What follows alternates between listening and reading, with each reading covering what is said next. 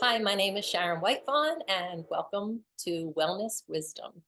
I have today here a dear friend, a longtime friend, Meryl Picard. I always call you from your name, but Meryl is hi. Hi, everyone. She's here with us today to talk about her health journey. And before we get to that, Meryl, I'm going to read your bio. Is that okay? Sounds good. All right. Meryl is the tribal chairwoman for the Bishop Paiute tribe, and she's also a motivational speaker with Tribal Strong. She attended an all Indian boarding school in Riverside, California called Sherman High School, or Sherman Indian High School, forgive me. After high school, though, she received a full scholarship from the Gates Millennium Scholars Program, and she graduated from University of Montana with a bachelor's in social work. Meryl's professional passion is to empower people and to help them see their strength within to achieve their goals. She has over 10 years of professional experience working in education. As the past education director for the Bishop Paiute tribe, she worked closely with the Bishop Unified Schools and also the California Department of Education. Very impressive. She also was the language manager for Numa Yahada, I hope I said that correctly, Yeah, and helping to revitalize the Paiute language. That's phenomenal and really valuable, important, necessary work. Honor you for that. Meryl currently serves as a board member for the Foundation of Excellence, president of the East Side Student Center, trustee on the Owens Valley Board, and most recently appointed to the United States Department of Interior Secretary's Tribal Advisory Committee. And she has 3 kids. Like, I don't even know how you do all of that. I know. I've known Meryl since we were just talking. We think maybe she was 12. And I was in at that time, just to give people some background, I was running a youth group in Pennsylvania. It was called Girl Power. So the Girl Power youth group that I was working with did a fundraiser. We did a walkathon, and a lot of people in the community got involved to raise money so that I could go to Bishop and do a youth program with the girls on the res. So Meryl was one of those young ladies. And I will say at that time, Meryl, I completely recognized that you were a leader. I was like, oh my gosh, this young lady is amazing. And yeah, it proved my intuition correct. So Thank you. yeah. So I invited Meryl here, everybody, to talk about her health journey. She's been through a lot, just personally, but also familially and also culturally. And so I'm just going to let you tell your story. I'm going to stop talking and hand it to you, Meryl. Yeah.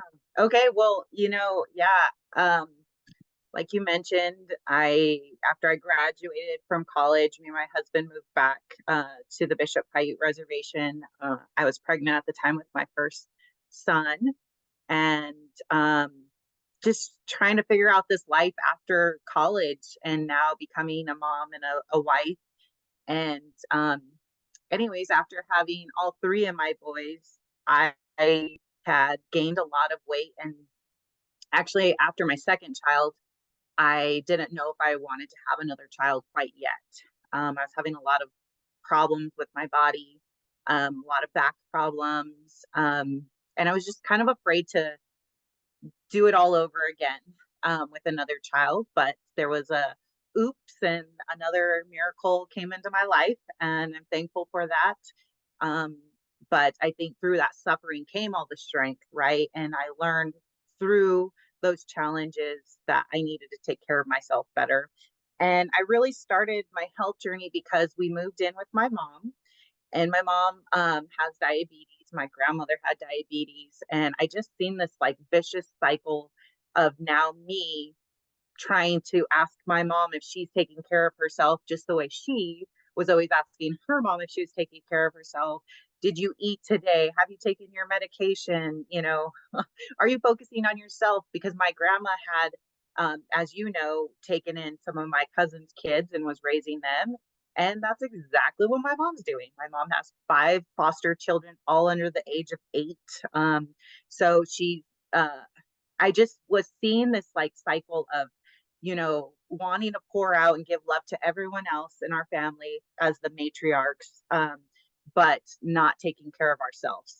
And I decided I can't help her if I don't even know how to help myself. And I'm going down that same exact path.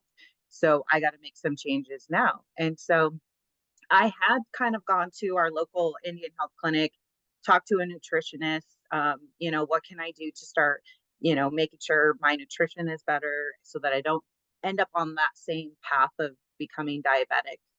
And I left there very confused and didn't know what the lady was talking about with, keeping track of my calories and micronutrients. And I was just like, whew, all over my head. Like, I need a plan and what to do. Tell me what to eat and I'll do that.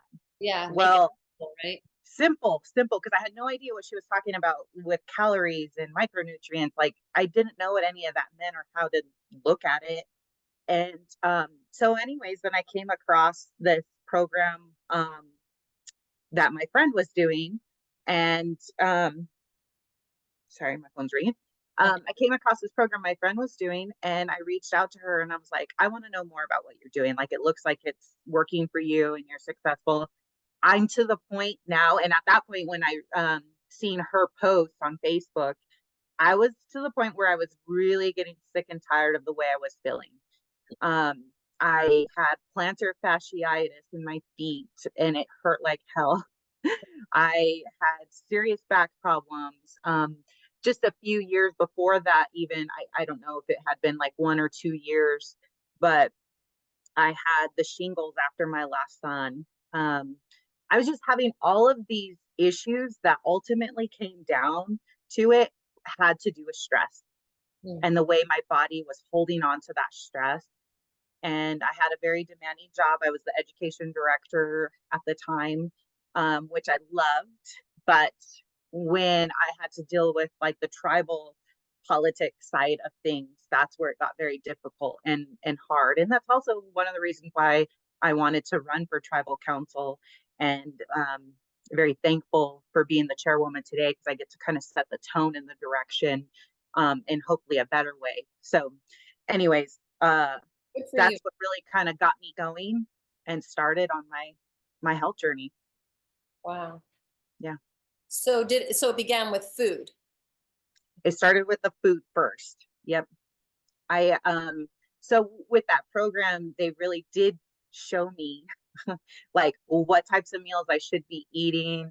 They also had kind of a plan that I could follow and really portioning out my meals, eating more frequently throughout the day, but smaller portions, Yeah, I love that. I say that to drinking people. a lot of water. You know how I feel about water, girl. Yeah, I yeah, said, yeah. yes. So So, it started with that. And let me just say, because of that question, I have always been an athlete and I've always played sports. My family's been huge into sports. And I had the mentality that I needed to exercise, but my body was hurting. And so every time I exercised, I was just re-injuring myself in some way. And so I think getting out of that mindset of that was the way to get back into feeling healthy. It's one way, but I didn't know how now as an adult, right? And a mom, and my metabolism and my body is just different, that I had to fuel my body differently than when I was younger and could just eat whatever I want, play sports and feel good. right. So, what did you do differently in terms of exercise? I'm sure there's other people have same thing. You know, you're a mom, you're busy, you're stressed out. How do you even fit in some type of exercise that's appropriate for your body in the midst of all of that and working so much as well? So for about 6 months, I didn't really do any exercise. I just focused on the nutrition and got down to a healthier weight for myself. I think I might have done maybe a few squats in the morning as I'm blow drying my hair. I might have did some like sink push-ups, instead of being actually on the ground, and just doing very, very minimal stuff while I was getting ready in the morning. That's such a And great, that then minimal. I started to incorporate a walk, you know. Yeah. that minimal stuff, sometimes we poo-poo. It's like, why bother doing two squats? If I can't do a push-up, why do it on the sink? And so we'll almost set ourselves up for, if I'm not going to be doing this, mind model, all the TikTok videos of these people doing these amazing things at the gym with their feet up on something and everything else. And, Yeah. they're clearly athletes, but we look at that stuff and then, a lot of us can just get really frustrated and just by watching the videos, like, well, I can never do that, so I might as well not exercise. So I love that you say that you were just blow drying your hair doing a couple squats, because really that's doing two things: physically setting a foundation for when your squats get a little deeper, or you do a few more squats, or your push-ups on the sink, is preparing your pecs and your shoulders and your biceps and your triceps and your core so it's that foundational stuff that I think we forget about. People go to the gym or whatever and they're gung ho. It's like, well, if I can't, do an entire lap around the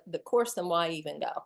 It's Yep. like, take a walk. I tell people, walk to your mailbox and back like that, Hmm. and just start there. Yep. Yeah. And then just as a mom, like I started to be like, okay, well, let's do this as a family. So the boys are going to take their bike and I'm going to walk while they ride along the path. And so, like I mentioned, as I got down to a healthier weight, that's when I really started to incorporate more exercise.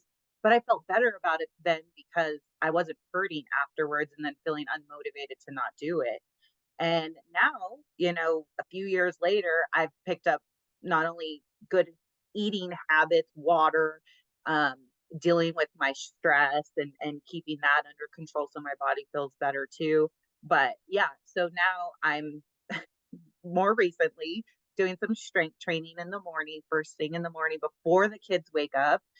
And then in the afternoon, I try to go outside so I could get a walk in. And I've been walking for like 45 minutes. And, if I have a busy day like I did yesterday, I was doing it at night because I was committed to doing an exercise outside every day too. So that, it helps with that balance and that stress. And really, as a busy mom, that's how it looked yesterday is early in the morning, the strength training, getting kids off to school, going to work until 5, my walk, and then to basketball, which I coach the team. So it was just like as busy as you can imagine. But I want to show our communities that, we can do all these things even though we're busy. Because I like the saying, put on your own oxygen mask first before you can help someone else. Right. And that's even your children. So. Hmm. Have you noticed a difference with your children or with your family or even with your mom, in terms of like what you do?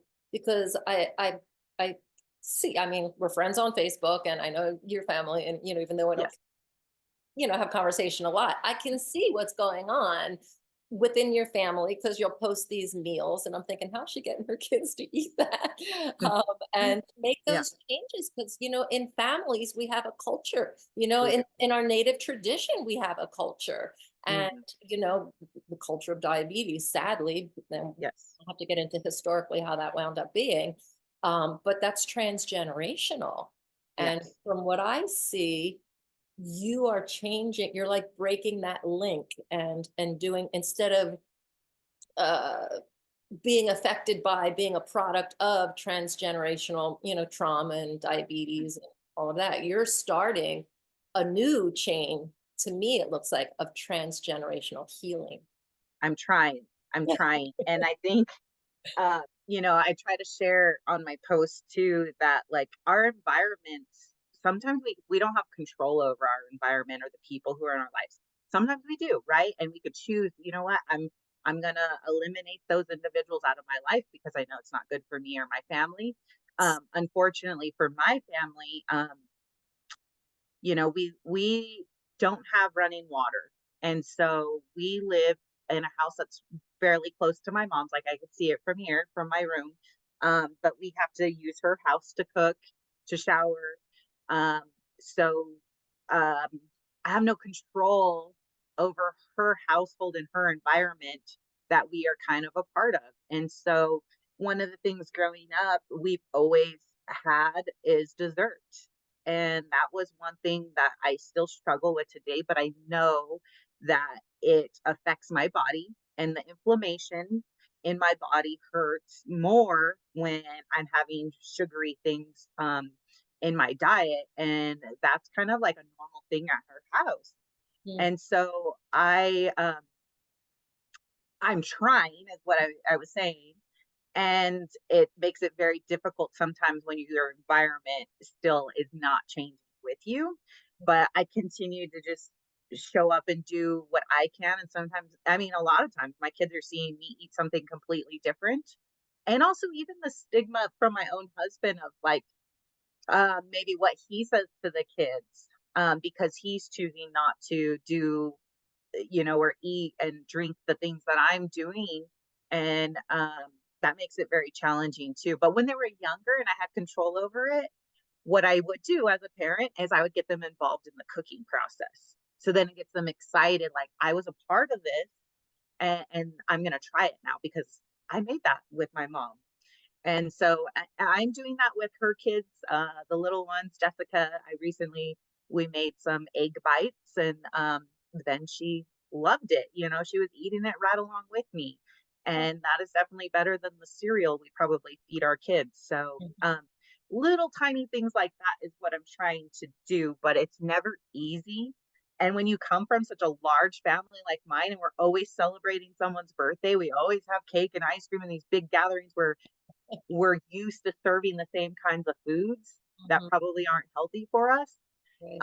I had to learn how to prepare something in preparation for that, and either maybe eat beforehand or bring a healthy alternative that I'm going to add to the celebration so that I know I could still be successful, but also setting up myself mentally um, to be strong during that environment that maybe might put me down in a way.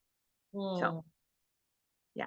Yeah, I do that similar. Whenever there's a potluck or I'm to bring an appetizer, like it's usually the most healthy thing Yeah. at the table. And like you said, at least I know I can eat that. My daughter's vegan, she does the same thing, like that's Yeah. very difficult. Imagine being vegan and being in community Yeah. where nobody else is. So she's influencing me quite a bit. Um, Mhm. yeah, I'm leaning strongly in that direction. I'm Yes. And sneaking I would say, vegan on my husband. He doesn't know it yet. So it's like, "Oh, lentils, or I'm making this meat from ground up mushrooms." I'm like, here, it's really good. And it is delicious, no doubt. But very little meat is being cooked in my kitchen now. well, and I think sometimes it's also that, like, us thinking about food differently, and Mhm. that it just not being something that's going to be satisfying to us all the time. Because let's be honest, the food industry has created it that way and very addicting. But we could still have satisfying things, or healthy alternatives to things that are still tasty. But I Yeah. had to start thinking of food as fuel for my body. And in the beginning, even if it was something that I didn't like, I just had to be like, this is just, for example, if I was having a shake, just drink it real quick and move on with your day. Or Yeah. um yeah, I love so that. We do that too. That's one thing I've gotten my husband involved in is my either I eat juice in the morning or I make a smoothie in the morning. Like every morning there's either juice or smoothie. And yeah. and sometimes they don't look good, they come out, you're like, oh, like it's not pretty at all. But we have a thing where we say, like, if it's brown, chug it down, just chug it because it's chock Exactly. full of nutrients. Like I think of food as medicine, not just fueling my body, but food is medicine, Yeah. right? And so Mhm. I look at things like on the shelves at the supermarket, and I'll be like, that's garbage. Like to me, it's garbage. If it has preservatives, it has additives, it has chemicals. I Yeah. just, I do, and I have to sometimes be mindful that I'm not offending somebody else because I'm just like, I'm Yeah. offending somebody else, meaning sometimes my husband will be eating something. I'll be like, how could you eat that garbage? And he'll just look at me like, that's rude. And I'm like, sorry, because that's just my lenses. I know it's not everybody's, and it's mainstream America's diet. Like, I mean, what he's eating is not even that terrible. But to me, I was like, I wouldn't put that in my body. And Yeah. that's the thing And about our culture. yeah. Most people, I read this somewhere, the majority of Americans are malnourished. You might Mhm. be overweight, you might be obese, but you're Mhm. malnourished. And Yep. when we start eating more whole foods and more nutrient dense foods, then we Mm. are satisfied. We don't need to overeat because every cell in our body is nourished, right? Mhm. So, I look at it like that too. It's like I want to nourish myself so that I don't have to eat a whole bunch of stuff just to get full. Yep. Yeah, and it's really challenging and hard, again, just as a mom, to try to reverse that with my children because they've had those things now and they know that it's good and that's what they want and crave. And on the opposite end, again, like I said, I think they're hearing words like diet. I had one of my middle son tell me, "Oh, are you on that diet thing, mom?" And I said, "I'm on that living thing and I don't want to die for you. I want to live for you." And I said, I don't want to end up, and I told him, I don't want to end up having diabetes. And again, it's the opposite of what you're saying. And I want to be able to live here a long time, and be around to see you grow up. And so I just try to change those words for them so that they don't think that the food that I'm eating that's good for my body is a diet, because I just hate that. And even my little guy came up to me and whispered to me, and he's growing and his body's changing. And he went from being this tiny little guy to bigger than his brothers.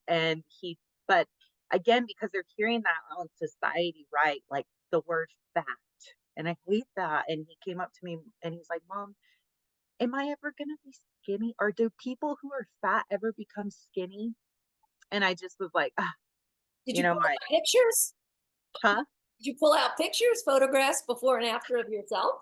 I just told him about myself and I said, "Well, remember, son, mom wasn't always, in a place where I was really, I don't like even using those words skinny or fat." And I just said, "You just have to do things like eating good, healthy things in your body." And I said, "Sometimes you guys are eating things that are like, you're microwaving a pizza or a burrito." And I said, "Instead, I want you guys to start eating things like this. You need some more vegetables." And I was just telling him those things because they won't always try what I'm making because they think it's not good food, tasting food. And so, it was like trying to incorporate these little things without my kids even knowing maybe that they were eating something that was healthy and good for them, like a shake. Sometimes they don't know what's in it, and I could hide throwing something in there, Throw a that's pineapple going to in be there, sweeten it up.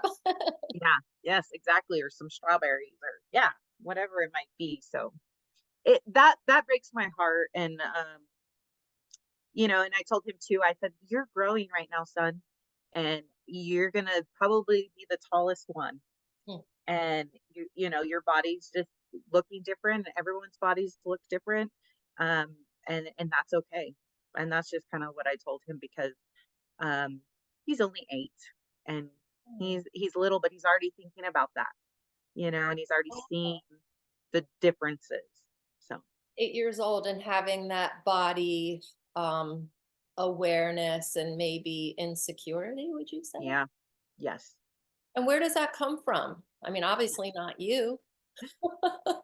No, and like I said, I think unfortunately, maybe it's sometimes the way my husband talks to the kids about what I'm doing when I'm not there, Right. and or making fun without realizing that they're internalizing that, like, "Oh, come here, big boy."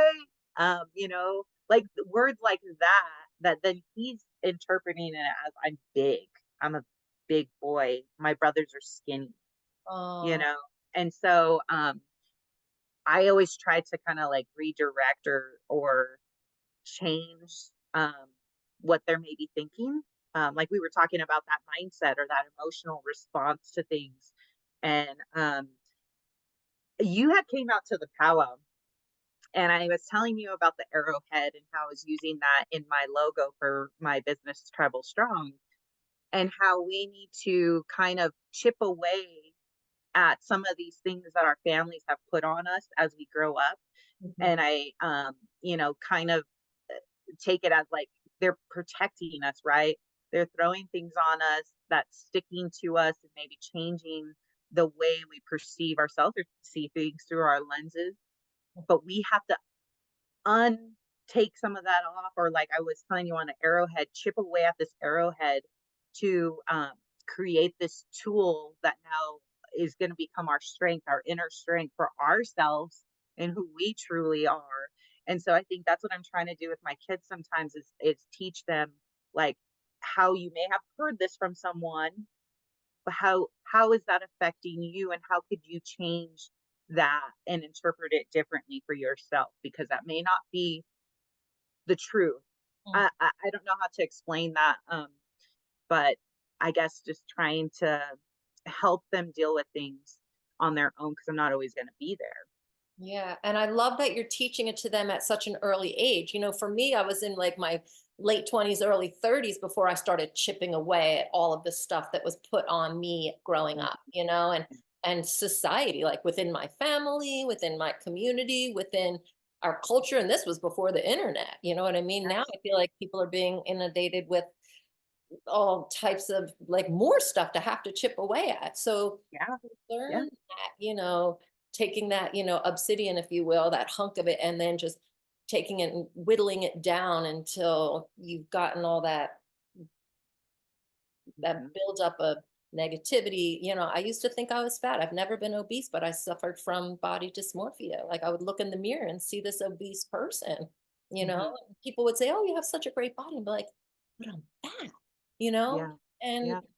and I wasn't, but that's just how I saw myself because, even without social media, Mhm. Sports Illustrated cover, swimsuit edition magazines, Yeah. all the different ones, at the supermarkets that are still like that today, I'm pretty sure.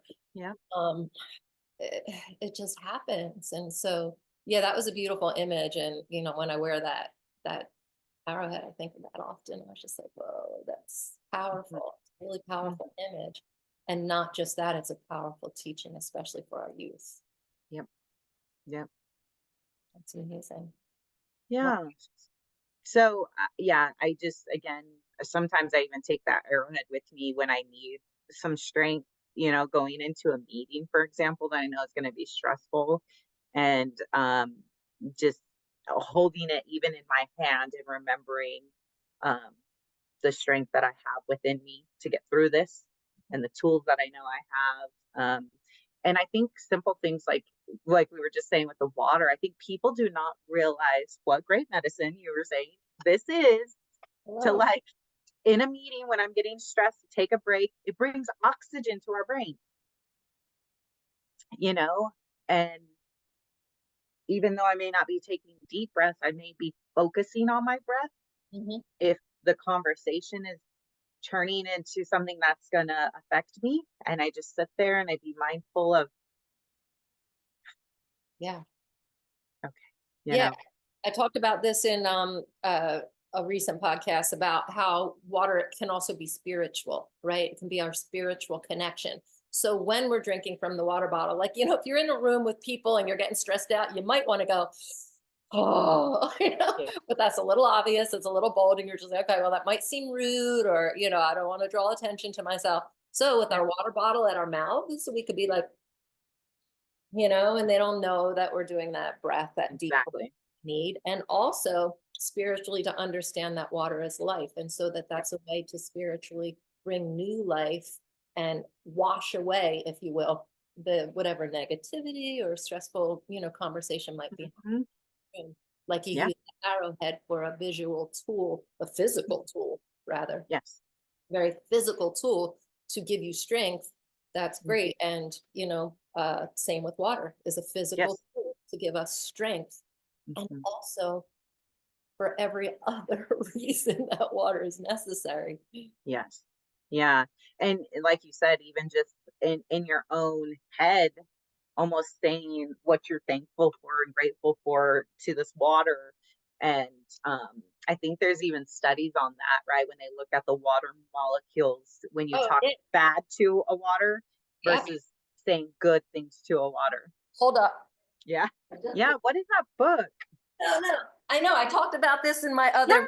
podcast. So for real, it's the hidden Yeah. messages in water. And for anybody Yeah. listening to that, you can go on my website and actually order it because it's such powerful. So It this is. was one that was love and gratitude, and it Mhm. changed the molecular structure of a Yep. drop of water And then these were like, The this negative. one on the bottom was the word Satan in Mm, Japanese. And this mm, one is the word angel in mm, Japanese. So these people were holding the water, just thinking that thought, not even just thinking it, mm. changed the molecular structure. Yep. I did. I talked about this. And Yes. I'm so glad I had a, so I know this is podcasted and it's video. So if you're not seeing that visual, if you're just listening to this, watch it on YouTube because you'll get to see those images. Yep.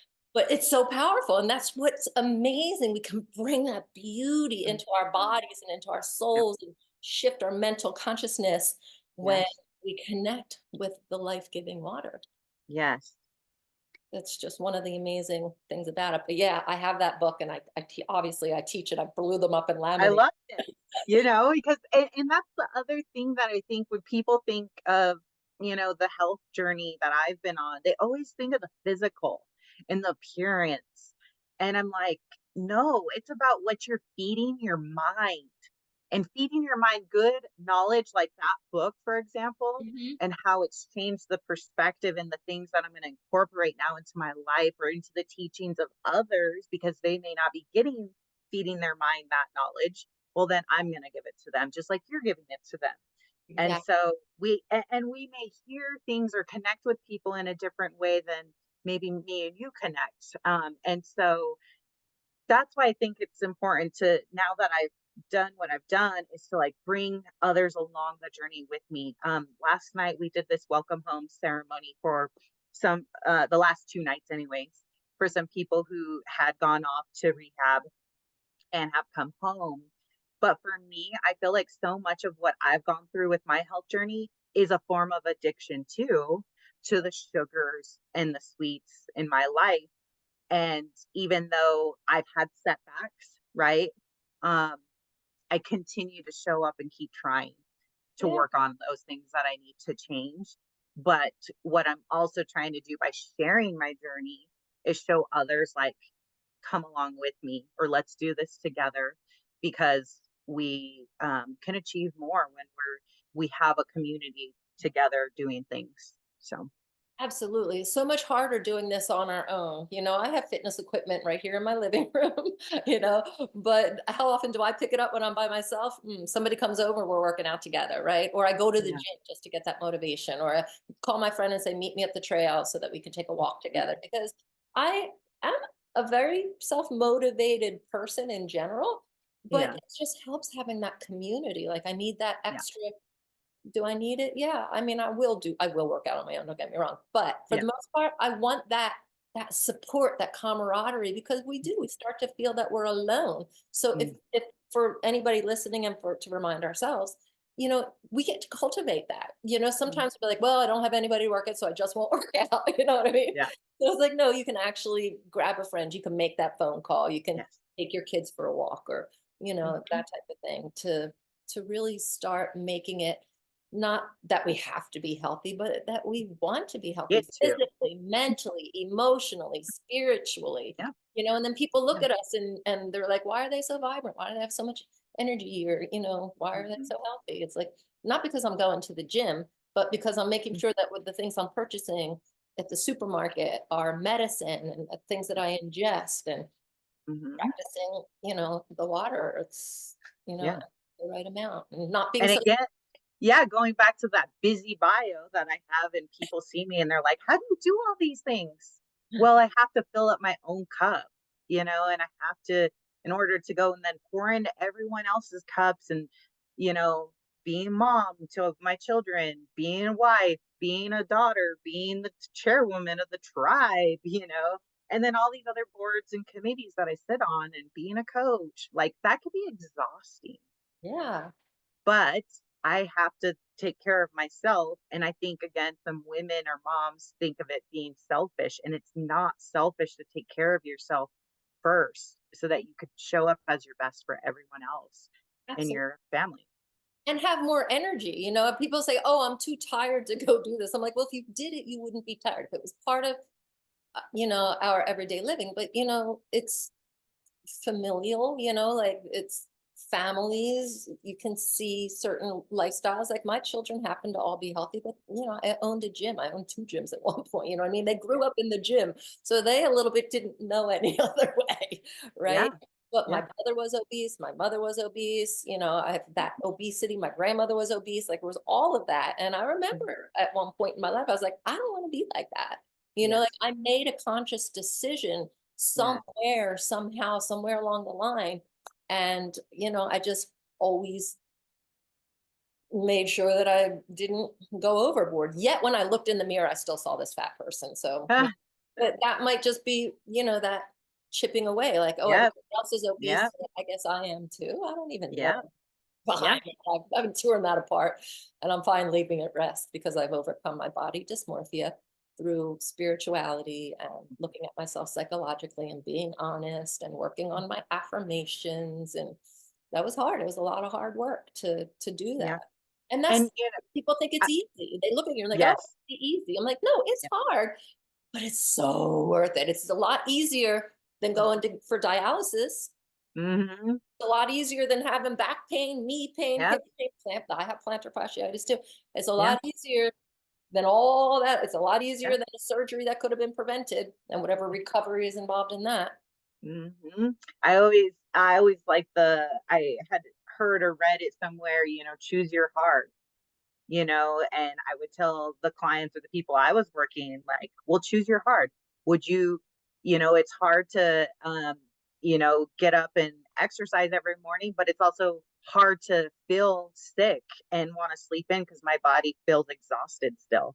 Or, choose your heart with your marriage. You could either have a divorce or you can work on that relationship, and have those difficult conversations with your spouse.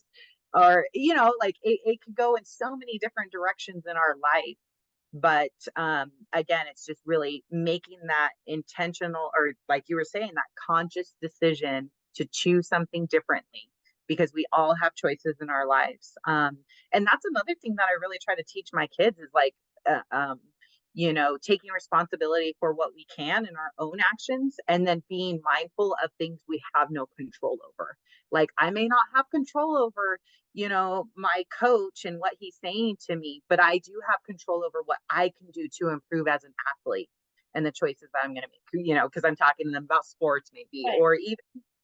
or even if they get in trouble. I had my older son had a tardy the other day, and I said, okay, you may be upset that you have this, but what can you take responsibility in next time to ensure that that doesn't happen? Because you're feeling like this is happening to me right now. Mhm. And then even going back to that comparison game, right? Like, we compare ourselves to these people we see in the magazines or on social media. And I think people have even done that with me, even recently. I'm sharing my workouts or what I'm doing. And I had this um, elder lady in the community who I didn't even know was someone who was following me because we're not friends. And she messaged me and was like, oh, big deal, that you could do that. Like, all of us women do that for ourselves, because I was stacking wood. Mhm. And I just messaged her back and kind of, you know, spoke to her, like, killing it with kindness, that, I am proud that you can still do those things for yourself. And I said, unfortunately, I used to be a place where I could barely move my body. And I'm grateful that I could do these things for my family and myself today, and make it a great day. And I left it at that for her. And um, I made another post on my Facebook just sharing, don't let other people's opinions or negative thoughts like affect what you're doing for yourself, and just keep going. Use that as fuel, to light the fire underneath you to get going, and do what's best for you, and not worry about them. That's a them thing. Right. That's something that they need to work on. And it's almost like they're putting it on you, but really it's a them thing, something they need to work on. And I just kept going.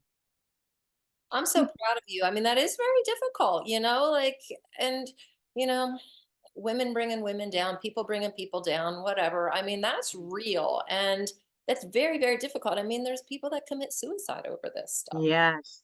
So that's why, yeah, the physical is really important, obviously, but the mental, emotional, and spiritual components of how Yeah. we build ourselves up that's the foundation. Like I was talking about, those little squats are like the foundation for bigger, more heavy squats. Yeah. But working on ourselves, the physical is only 1/4 of who we Mhm. are as humans, right? Mhm.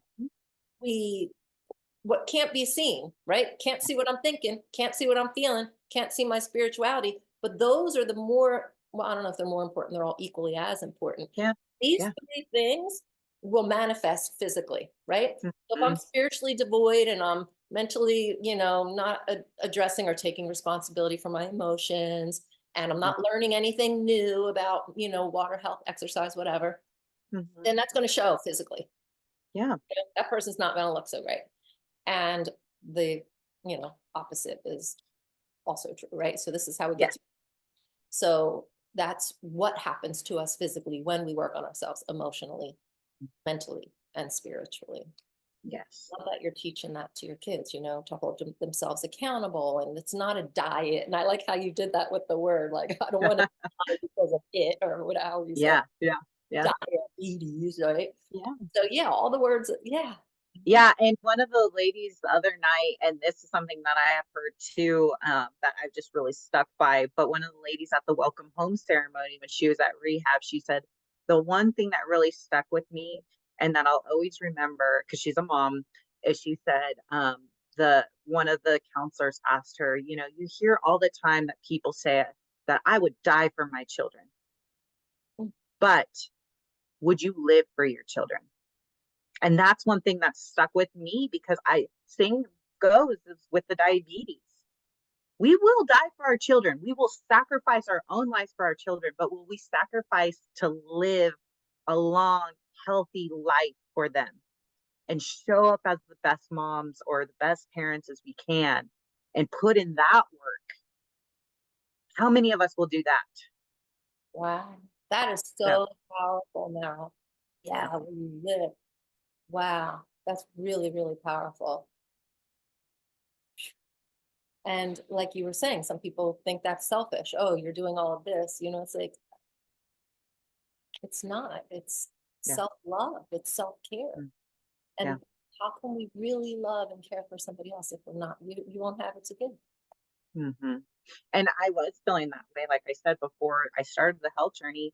I was the mom who would come home at the end of a long day and in the afternoon, right? I'm already getting sluggish. And although my kids made me have sports, I was tired. So I would rely on those energy drinks or the sugary coffee drinks. But I would come home and the way I was numbing out on the couch, watching Netflix and just sitting back, don't bother me. No one bother me. Like I just need to relax. And that was my way of relaxing, was sitting there and just numbing out on watching some Netflix show and getting angry if anyone interrupted me, because that was my way of like decompose, how do you say that? Like decompressing, from the day, from my stressful day.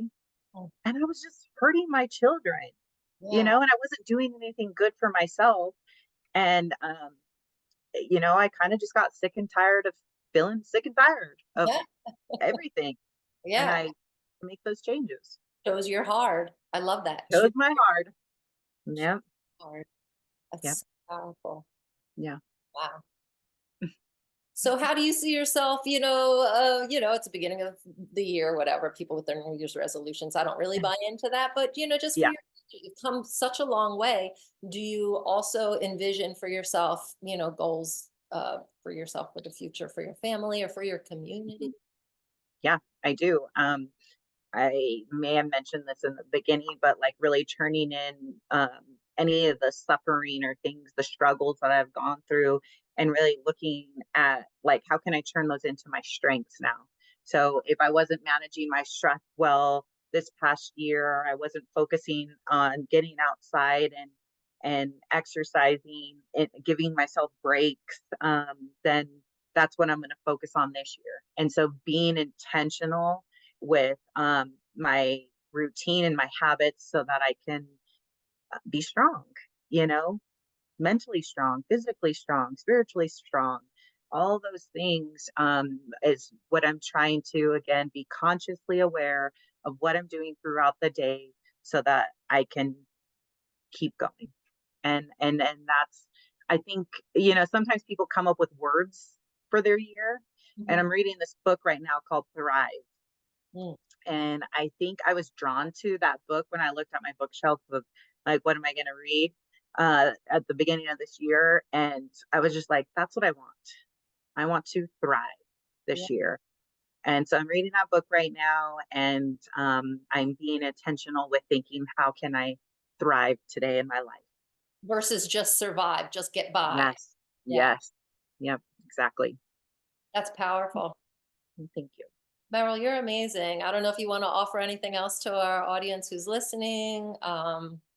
Yeah, I think, again, it just takes one day at a time, one habit at a time. Focus on something that you feel you need to focus on and just start there. Whether it's, again, that habit of having some more water in your life or some more motion in your life, just start somewhere, or something. Maybe it's something you've already focused on, like we said, the push ups, and now you're going to get down on the floor and start doing a little bit more. And so just start somewhere and add on to it. And you could do this, find a community, find the people to surround yourself, and just get going. Or make your community. That's Yeah. beautiful. Yeah, and I'll add on to that, if you will. I had one No. client who was overweight and didn't want to exercise, didn't even never came to the gym. I just knew him at the little market, and I was just, you Yeah. should come to the gym. You should come to the gym. I don't know. And I said, all right, well, instead of that, how about if you eliminate one thing? I said, just Mhm. eliminate one thing from your diet, just one thing. So we talked. I was like, what is something that's realistic that you could eliminate? And he said soda. And I was like, Mhm. all right, cool, eliminate soda. I'm Mhm. sure he's drinking sugary fruit juice and this and that. After a week's time, he had lost like 5 pounds just from eliminating just one thing. I said, just get rid of Mhm. one thing, and that was it. Like, I'm sure he wasn't drinking water, Yeah. but replacing it with something that wasn't, so Yes. one thing. So one thing, if it's one squat in the morning, if it's one sink push up, Mhm. if it's one, you know what, I'm not going to buy these cookies anymore or whatever Yes. the heck it is. Yes. Just don't bring it in the house. And then you Don't won't. bring it in the house. I agree. Oh, lady, you rock on every level. I'm so happy that you made the time to visit with me and to share everything with our audience. Of course, I appreciate you as well. So thank you for reaching out. Mm. All right. Well, be well. Have a beautiful day. And I'll see you, I don't know, as soon as the pass opens up and I could get through all the snow. I'll be over to Okay. you. All right. Thank you, All Mara. right. Bye. Bye. Hey, thanks for visiting my YouTube channel. If you liked this video, hit the like button. If you want more like it, subscribe. Thanks. Have a great day.